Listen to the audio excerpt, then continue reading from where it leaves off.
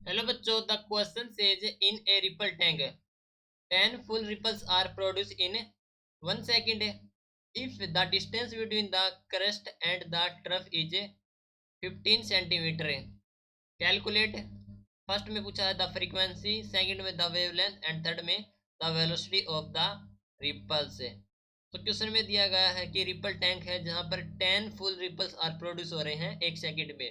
यदि distance between crust and trough is 15 centimetre, तो calculate करिए frequency, velocity and wavelength of the ripple. तो इस क्वेश्चन के लिए हमारा जो की कॉन्सेप्ट यूज हो रहा है that is frequency and wavelength.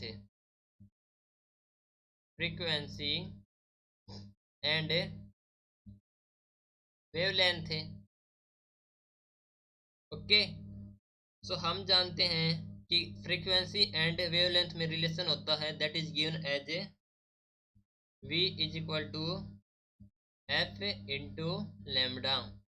ठीक है, यहाँ पर v क्या है, स्पीड ऑफ वेव या फिर वेलोसिटी ऑफ वेव,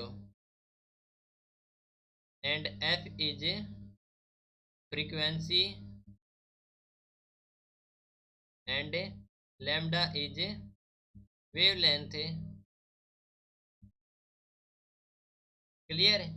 तो फर्स्ट ऑफ ऑल कैलकुलेट करना है हमें फ्रीक्वेंसी।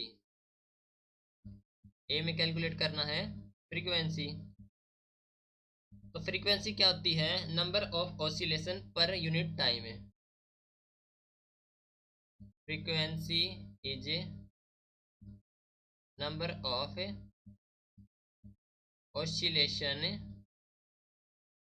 पर time, that is given as f is equal to 10 full ripples are produce in 1 second में। ओके, तो फ्रीक्वेंसी हो जाएगी 10 हर्ट्ज, क्योंकि 10 फुल रिपल प्रोड्यूस हो रहे हैं 1 सेकेंड में। बी में पूछा गया है वेवलेंथ। तो वेवलेंथ क्या होती है, वेवलेंथ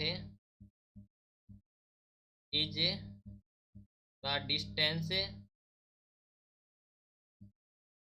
बिटवीन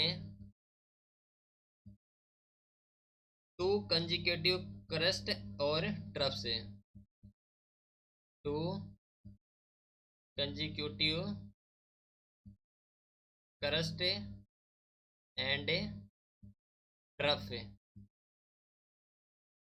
ओके, तो क्वेश्चन में दिया गया है कि if distance between crust and trough is 15 second. Okay, तो दैट मीन्स वेवलेंथ कितनी हो जाएगी, यहाँ पर वेवलेंथ होती है distance between two कंजिगेटिव crust and trough, and यहाँ पर है distance between crust and trough is 15 centimetre. ठीक है, तो इसका क्या हो जाएगा, ट्वाइस हो जाएगा। सो 2 into distance between crust and trough, that means 15, which is given as 30 centimetre. Calculate करेंगे इन मीटर में, so 0.3 metre.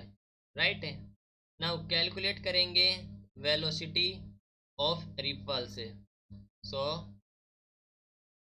Velocity of ripples that is given as v is equal to f into lambda, that is given as frequency is 10 into wavelength is 0.3, that is given as 3 meter per second. Right, hope you understood it well. Best of luck. Thank you.